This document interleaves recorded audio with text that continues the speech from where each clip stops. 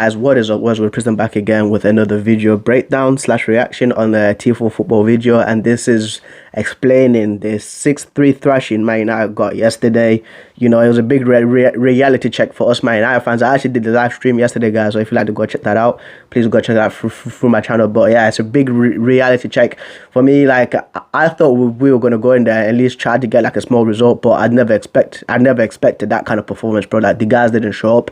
In my player rating, I gave them all zeros, because if you cannot show up, right, for a derby, fam, for an important game, for a rival game, fam, then you deserve a zero, fam. Because a lot of people, they want to say, Preston, oh, you're being too drastic. At least some guys should get like a 4 or 5. No, fam, they get zeros, bro. Like, I'm not having that. But anyway, shout out to T4 Football for this video, guys. So let's get the breakdown started. Tres, dos, uno.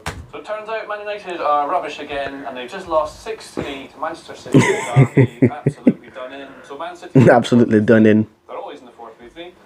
And Man United are in the 4-2-3-1, which looks like a bit like this. The press is more like a 4 with this sort of shape here. And that was easily pulled apart and outnumbered in large parts of the pitch. But the problems for Man United, I would say, are not so much tactical as they are players just not turning up. It's a total reality check for the manager. Yeah. They're not doing the absolute basics in this game, as they have done in several games throughout the season.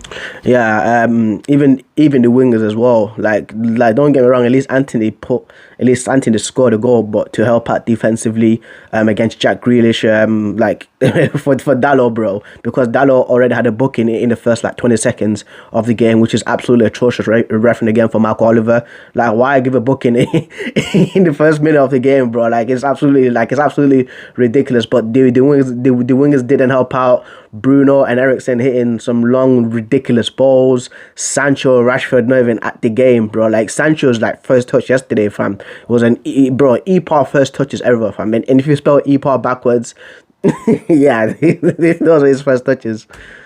Brentford, Brighton, but they're just not quick enough to close down an opposition player. Yeah, the closing down as well. For me, that's what I noticed straight away. Like, there's the intensity and the desire was gone, genuinely. They're to tackle them. They're not going in within. Shell shocked. It's like they're in position, but they're not doing anything with what they're supposed to be. Yeah.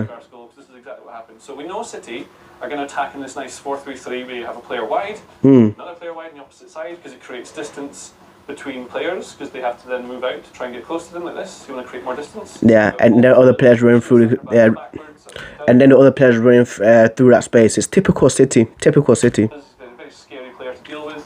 He's going to drag centre backs further back, which creates more space between these players here. If you create this distance, it means you've got more space for players like De Bruyne and Bernardo Silva to have a bit of fun in those areas there. Then you've got further back, Gundogan's holding the team together in this game. That's the 6.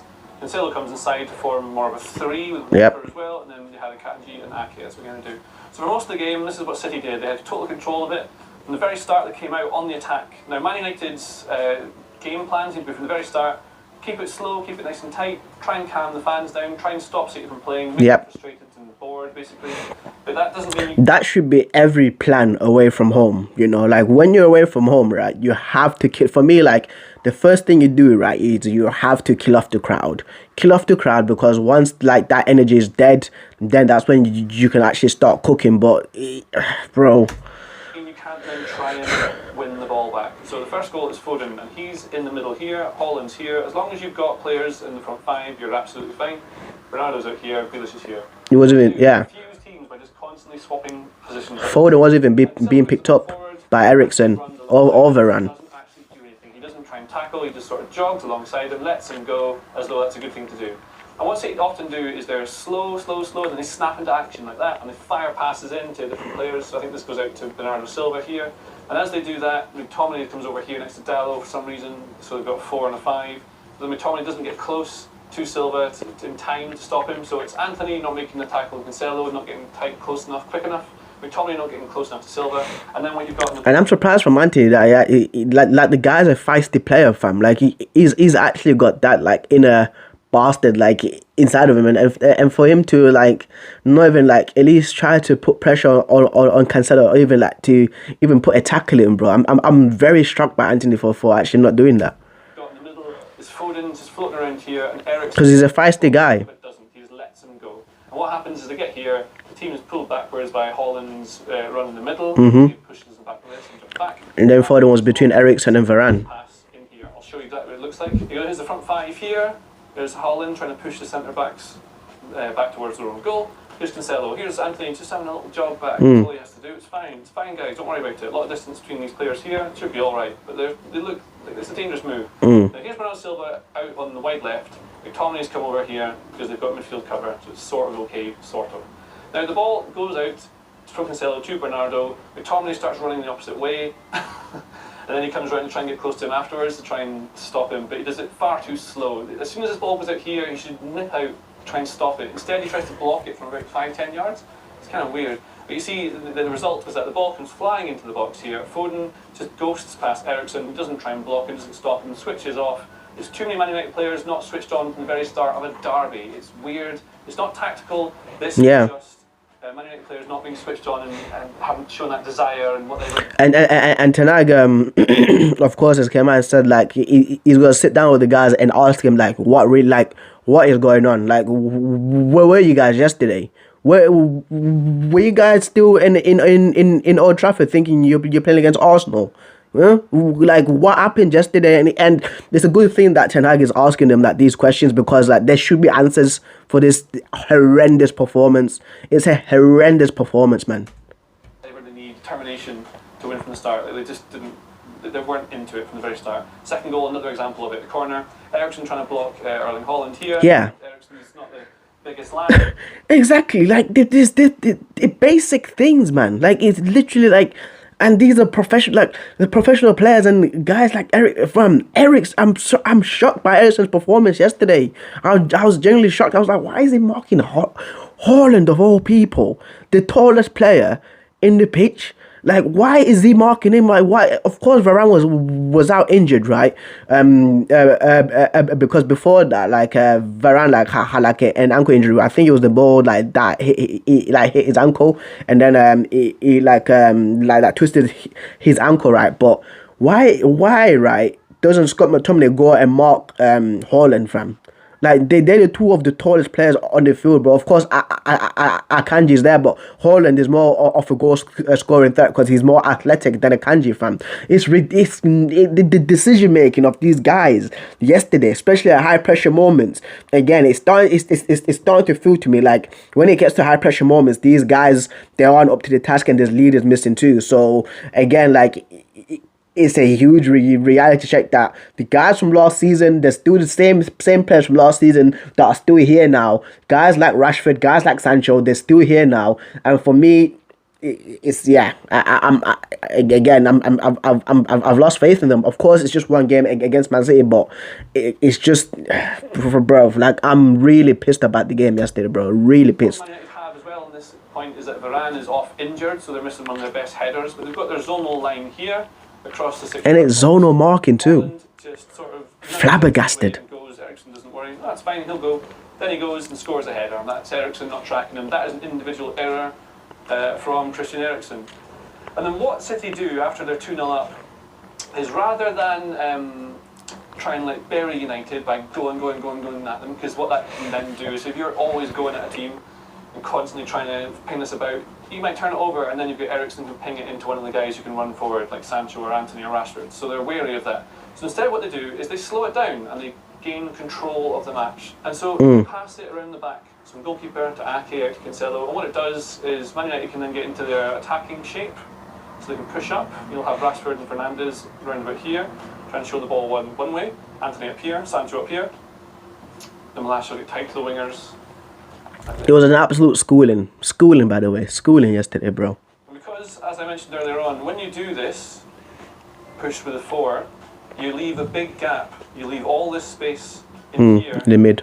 With these guys very much, they're really not in a good place here because they're very exposed to anything. If there's a turnover, and there's always those little small battles as well. So like where Cancelo, Grealish is, where Anthony is, where Dalot is, and where Bernardo's over as well. Like it's little like small sided games like throughout the matches, which are really important. And City was winning them everywhere, bro. We were winning them everywhere, even on their right side too, with their Walker, De Bruyne, and Foden against Sancho and Malacia, bro. Like it was literally a footballing schooling lesson, fam.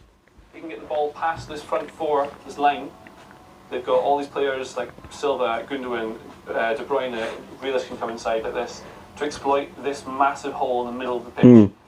And when you see that massive hole as well, right, in the pitch as well, 1 second, because once the ball is past Bruno Fernandes, Rashford, Sancho, and Anthony, right, it's 3-on-2. So it's Bernardo Silva, Gundogan, and De Bruyne versus McTominay and Eriksen, fam. So again, those little like those little like small-sided like games during the game, bro. The City doing very well, fam. They've got all these players like Silva, Gundogan, De Bruyne, Grealish can come inside like this to exploit this massive hole in the middle of the pitch. And it's exactly what Man City do. So they're slow, they lure Man United out of their little layers. And once United think, oh, right, maybe a chance here, maybe able to win the ball, then they snap to action and then they go. And this is what it looks like. This is Man City making the pitch nice and wide, passing around slowly. Took the space in the middle, bro. Eriksen completely isolated here in the middle. McTominay's wandered off here, he had a terrible game. City break. They can drive into this. Yeah, Casemiro on next. No, God Almighty, God, I just pray to you, Ten Hag. If you ever watch this, do not play Scott McTominay, please. Please don't play him. Please don't play him, bro. In this people with Scott McTominay, right? This is the thing what pisses me off the most with people with Scott McTominay, and it gets on my nerves because this like sometimes I suffer from this as well because like I was rating these guys, yeah. But with Scott McTominay, this guy has 1 or 2 good games, then has like 6 bad games, bro. Do not play Scott McTominay. He's not good. He's not good, bro. He's not good. Space, the whole team pushes up. Useless guy, fam. I don't know why every manager likes Scott McTominay. What they do is they get all the way to this position here. Sancho tracks back to his defence. He tracks back trying to get to De Bruyne, but doesn't put in the tackle. He just doesn't do it. He sprints to here, and you'll see him. He sort of slows down before he even makes the action. It doesn't make sense. He's there. It's like he's there, so therefore it's fine. But he doesn't do anything when he's there. That's the problem. It's an individual problem that Ten Hag has to deal with here. Like, how do you drill that into players? You meant to tackle them. They should know. Anyway, this is just a brilliant bit of... It's a brilliant pass. Yeah. It's such a... He had it. He put it on enough height, right, to get it over Martinez, even to put it past Varane, and to put it literally on like Haaland's like foot, fam. Literally, bro, it's nuts. It's a brilliant pass, though. It's a brilliant goal. But that is all. Man City luring Man United out. They fall into the trap. They get caught, and that front four doesn't press very well, and they bypass it. It's like it just doesn't work. It doesn't make any sense. And then another example of players not doing what they need to do, taking charge of the game, taking responsibility for what's going on. Christian Eriksen here. So this is Man United attacking again. They've been lured out. Man City are keeping things nice and tight at the back. Man United are in attack. The ball bounces loose as a turnover. Like a shot hits off a City player and bounces loose. Doesn't really matter. The ball turns over. De Bruyne is here. At this point, Eriksen has to take him down. He doesn't have to be doing anything evil. He can hug him to the floor, give him a nice cuddle, stop him from getting forward, or you can, I don't know, trip him up, just do something. But what he does instead is goes like, and then this guy just goes, runs away, gets away from him. Eriksen fouls him, but it's far too late. The ball's already gone outside to the wide players. Holland's picked out here, and then again, it's brilliant play. This is what top quality players do. You fire this ball across here for Foden to be able to finish at the back post. Now that is an individual error again from Eriksen, but that's not really his game. Like, he's a creative midfielder, yeah. And he's been asked to anchor the team. Now you think it's easy with hindsight, obviously, but if you'd had not Eriksen in that holding role, if you'd had Mr. Casemiro, Champions League winning Casemiro in here, he would have kicked him. He would have kicked him and he would have gone down, and that goal wouldn't have happened. That would have happened straight away. He was taking a yellow card for the team. That's what probably would have happened. Yeah. And then if you take McTominay out and put Eriksen in, then you get someone who can pass the ball a little bit. But actually, what probably you needed in this game was to have better coverage in the midfield and play this 3. But we know that doesn't really work with the players they have because Fernandes isn't that good in the 3, so you're losing out your best player. So that's what we'll probably see is some changes from Man United going forward. You might see Casemiro coming in to try and anchor it. You might see Ten Hag trying to revert or just adapt this team to be more of a Ten Hag team. Because at the moment we're not seeing an awful lot of it. There's little glimpses sometimes when they do little nice 1-2 touch passing moves that we worked on in small-sided training games. But other than that, it still looks like a Solskjaer Man United team, or even a Rangnick team. It doesn't look like anything else. But these players did not turn up in the big game, and that is bad news for a manager because you shouldn't have to get them motivated for a game like this. So lots of things to worry about for Man United fans there. They're still okay, they'll be alright, they'll finish in the top half. It'll be absolutely fine, but Man City were brilliant, and this guy, Erling Haaland, is ridiculous. You should enjoy watching him while you can. And that's what I... The giraffe that scores football, fam. That scores goals, bro. That's what I call Haaland now, fam. The giraffe that scores goals, bro. Yeah, unreal player. Think of the Manchester Derby. Please subscribe to the channel so we can get 1 million subscribers. And I wish you do get a million subscribers, because you guys are absolutely brilliant. Later. Yes. Goodbye. If you like this video... But yeah, guys, that's been the video, fam. Like, the performance these guys put out yesterday, man. Gee, we're gonna have to wait and see if it's just the Man City game, like if they actually will show up against Omonia in Cyprus, and then it's Everton next. They should be beating Everton. There's no excuses. These guys should be beating Everton. Like, again, and I hope that this doesn't coming back. I hope that this doesn't come and bite me in the ass, but.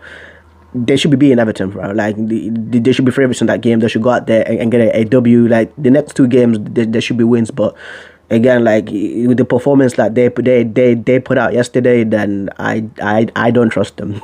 I don't trust them, guys. But that's been the video again. Like, I think this is probably going to be the last video I do on this game, because yeah, I've said everything that I could say.